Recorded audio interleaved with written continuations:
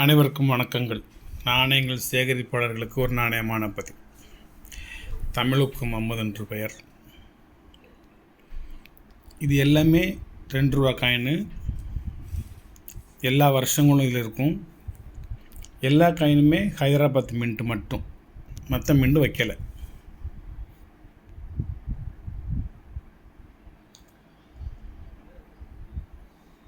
வாங்க, 1990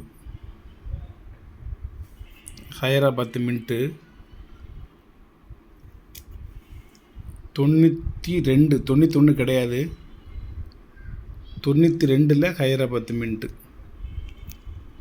93 Hyderabad mint, 94 Hyderabad mint, 95 Hyderabad mint, 96 Hyderabad mint, 97 Hyderabad mint, 98 Hyderabad mint, 99 Hyderabad, 2000 Hyderabad, 2001 Hyderabad, 2002 Hyderabad, 2003 Hyderabad mint. நல்லா இப்போ காமிச்சிருவோம். கொஞ்சம் டல்லாக இருக்கா? 2003 ஹைதராபாத் மின்ட்டு, 2004 ஹைதராபாத் மின்ட்டு.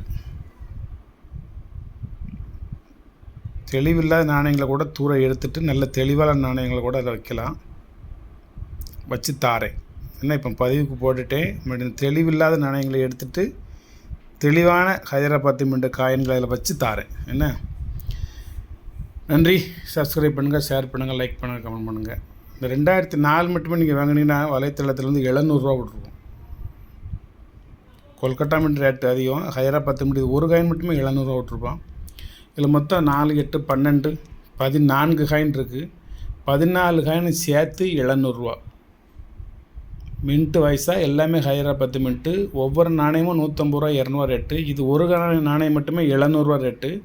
இப்போ நான் அந்த 14 காயினையும் சேர்த்து வெறும் 700 ரூபாய்க்கு தரேன். 700 ருபீஸ் ப்ளஸ் 50 ருபீஸ். இது சியோல் வச்சுருக்கு. இது வந்து சியோல், இந்த மின்ட்டு வந்து சியோல் மின்ட்டு, யூஎன்சி காயின் அதான் அப்படி வச்சுருக்கு. இன்னொன்று வந்து லண்டன் மின்ட்டு. இது 2 வேணுமானா சேர்த்து வாங்கிக்கோங்க. இது வந்து ஃபாரின் மின்ட்டு. இது 2ம் யூஎன்ஸ் காயினே தான் அனுப்பிச்சி விடுவேன். என்ன, 100 ரூபா போட்டிருக்கேன், நீங்கள் அதே ரேட்டு 50 ரூபா கொடுத்தாலும் போதும் நமக்கு. நன்றி. காண்டாமிருகம் படம் போட்ட நாணயத்தை 4 நாணயம் வச்சுருக்காராம். எவ்வளோ தருவீங்க? 4 நாணயத்துக்கு சேர்த்து 1 ரூபா தருவோம்னே. என்ன, ஒருத்தர் விருத்தாச்சலத்திலேருந்து, சென்னையிலேருந்து, விழுப்புரத்துலேருந்து 25,000 வீதம் 4 நாணயத்துக்கும் 1 லட்ச ரூபா தர ஆரம்பிச்சுன்னாரு. சரி சொல்லுவார், இன்றைக்கி தரமாட்டார், நீங்கள் ஏமாந்துடாதீங்க. நான் எப்படி ஏமாறுவேன்? நானே பயங்கரமான ஆள், நான் அப்படின்னா ஏமாற மாட்டேன். நீங்கள் எவ்வளோ பெரிய பயங்கரமான ஆளாக இருந்தாலும் ஏமாற்றிடுவான். பணத்தை ஆசை காட்டி உங்களை மோசம் செஞ்சுருவான். அதாவது ஒரு கொஞ்சம் நாணயங்கள் ஒருத்தர் இருக்குது. இப்போ இன்றைக்கி என்கிட்ட ஃபோன் பேசுகிறாங்களோ அதேமாரி தான். அந்த நாணயத்தை வந்து 30 லட்ச ரூபாய்க்கு பேசியிருக்காங்க. பணத்தை எடுத்துக்கிட்டு 2 மணி நேரத்தில் அந்த வீட்டுக்கு வர்றாங்க அவங்க காரில். இதெல்லாம் ஒரு கதை, ஒரு ஆனால் உண்மை சம்பவம் மாதிரி. அந்த நாணயங்களை யார்ட்டையும் கொடுத்துறாதீங்க, விலை மதிக்க முடியாத நாணயம், நாங்களே எடுத்துக்கிறோம். உங்களுக்கு வந்து நான் ஸ்பாட்டில் ஒரு 2 ஹவர்ஸ் 2 மணி நேரத்தில் உங்களுக்கு நான் 30 லட்ச ரூபா கொடுத்துருவோம். நீங்கள் அதனால் நீங்கள் யார்ட்டையும் கொடுத்துறாதீங்கன்னு சொன்னால் இவங்க வாசலில் ஒரு பெரிய ட்ரங்கு பெட்டி வச்சு காத்துக்கிட்டு இருக்காங்க அந்த 30 லட்ச ரூபா வாங்கி வைக்கிறதுக்கு.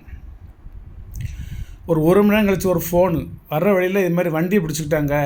காரில் பின்னால் வந்து டிக்கில் 30 லட்ச ரூபா வச்சுருக்கேன், அதுக்கு மேலே துணிகளாக சுற்றி வச்சுருக்கேன், போலீஸ் கண்டுபிடிக்க முடியல. இப்போ அதிலிருந்து தான் நான் ரூபா எடுக்கணும். எங்கிட்ட வந்து ஆர்சி புக்கு, இன்சூரன்ஸ் இல்லை. அதனால் இப்போ வண்டியை பிடிச்சிட்டு விட மாட்டேங்க. ஏதாவது அந்த போலீஸை சரி கட்டிட்டா எங்களை அனுப்பிச்சி விட்ருவாங்க. பணம் இருக்குது, ஆனால் அதை எடுத்தால் இப்போ எல்லா பணத்தையும் இந்த பணம் பூரா எங்கே கொண்டு போகிறேன்னு சொல்லி எல்லா பணத்தையும் பிடுங்கிடுவாங்க. உங்களுக்கு கொண்டு வந்த பணத்திலேருந்து அதை எடுத்து கொடுக்க முடியல, பணத்தை தொட முடியல. அதில் நீங்கள் வந்து இப்போ நான் ஒரு நம்பர் தரேன், இந்த நம்பருக்கு உடனடியாக ஒரு 40,000 போட்டு விடுங்க. 40,400 அதுக்கு 40,000 ரவுண்டாக இருக்கக்கூடாது, 40,400 போட்டு விடுங்க. நான் அந்த போலீஸை சரி கட்டிட்டு நான் கார் எடுத்துகிட்டு நேரம் உங்கள் வீட்டுக்கு வந்துடுவேன். உங்களுக்கு தரக்கூடிய 30 லட்சத்தையும் கொடுத்துருவேன். இந்த 40,000 நான் தனியாக கொடுத்துருவேன். அதுக்காண்டி நான் அந்த 30 லட்சத்தில் 40,000 குறைஞ்சிருமே நினச்சி நீங்கள் வருத்தப்பட வேண்டாம் அப்படின்னு சொல்ல, இவங்க உடனடியாக கையில் காசு இல்லாமல் ஒரு நகையை கொண்டு போய் அங்கிட்டுக்கிட்டுமா வச்சு கொண்டு வந்து அவன் அக்கௌண்ட்டில் ஒரு 40,000 உடனே 40,400 உடனே போட்டு விட்டாங்க. வண்டி வரல, ஒன்றும் இல்லை. காத்திருந்து காலங்கள் போனதுடிங்கிற மாதிரி காத்துக்கிட்டே தான் இருந்தாங்க. யாரும் இல்லை. எப்படியாவது ஏதேனும் ஒரு வழியில் ஏதேனும் ஒரு ஆசையை சொல்லி உங்களை ஏமாற்றி உங்கள்கிட்ட வந்து பணம் வாங்கிடுவாங்க. நீங்கள் எப்படி ஏமாந்துடுவீங்க? பணம் என்றால் பிணமும் வாயை பிளக்குமா. அந்த ஆசை பேராசையாக மாறி உங்களை அழித்து விடும். அதனால் ஆசைப்படாதீங்க.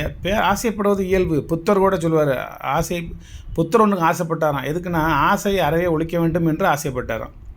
அதனால் ஆசை வேண்டும், கண்டிப்பாக. ஆசையில்னா மனுஷன் வாழ முடியாது. பேராசை வேண்டாம். அது அர்த்தத்தோடு ஆசைப்படணும், அர்த்தம் இல்லாமல் ஆசைப்படக்கூடாது. நான் சொல்கிறேன் அவங்கள்ட்ட, ஏமாந்துட்டாங்க, ஏதாவது ஒரு வழியில் உங்களை ஏமாற்றிடுவான், எச்சரிக்கையாக இருங்க அப்படிங்க. சார் நாங்களே பெரிய பழுத்தாடு, எங்களெல்லாம் ஏமாற்ற முடியாது. பொருள் எங்கள் பொருள் எங்கிட்ட இருக்குது, ரூபாய் கொடுத்தா தானே நாங்கள் கொடுப்போம் அப்படின்னு. உங்கள் பொருள் தான் உங்கள்கிட்ட தான் இருக்கும்.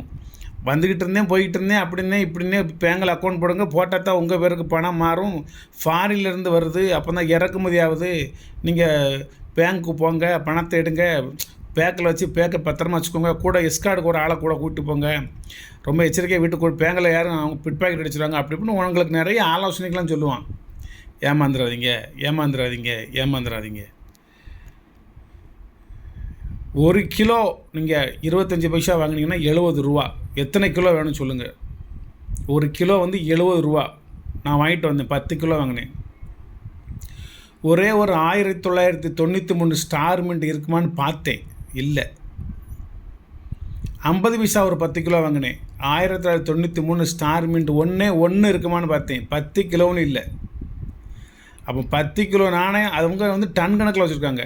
10 கிலோ நீங்கள் வாங்கினாலும் அதை அவங்க முக்கியமான நாணயத்தை எடுத்துருவாங்க. ஒன்றோட இல்லை, ப்ராமிஸாக இல்லை. அப்படி இருக்க சமயம் 4 காண்டாமிருக நாணயத்தை வச்சுக்கிட்டு 1 லட்சம், 2 லட்சம், 4 லட்சம் தரம்னு சொல்கிறாங்க அப்படின்னா தரமாட்டாங்க. அதனால் எச்சரிக்கையாக இருந்துக்கோங்க நண்பர்களே. உங்களுக்கு என்னால் முடிஞ்சதை நான் சொல்கிறேன். இது ஒரு நாணயம் 50 ரூபா. கட்டுமுன்னா வாங்கிக்கோங்க, கட்டலைன்னா விட்டுருங்க. இதை நீங்கள் வாங்கித்தான் ஆகணும். இதில் பெரிய கம்பசூத்திரம்லாம் இருக்குது, மந்திரங்கள்லாம் இருக்குது. இதை வீட்டில் வச்சா அப்படி பணம் கூரையை பிடிச்சிக்கிட்டு கொட்டும்னு கதையெல்லாம் சொல்ல முடியாது. உண்மைன்னா உண்மை, பொய்னா பொய். இதுதான் நம்ம பிஸ்னஸ். நம்ம பிஸ்னஸ்னு முதலீடு நீதி, நேர்மை, நியாயம்.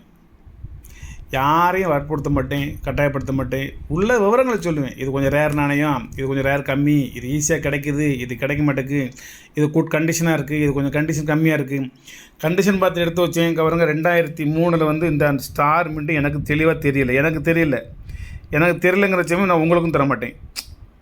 நமக்கு காயின் நம்மகிட்ட நிறையா இருக்குது. அதனால் இந்த ஸ்டார் மின்ட்டை தெளிவாக எடுத்து வச்சுட்டு தான் உங்களுக்கு நான் தருவேன். இது உண்மை தான். நன்றி, வாழ்த்துக்கள்.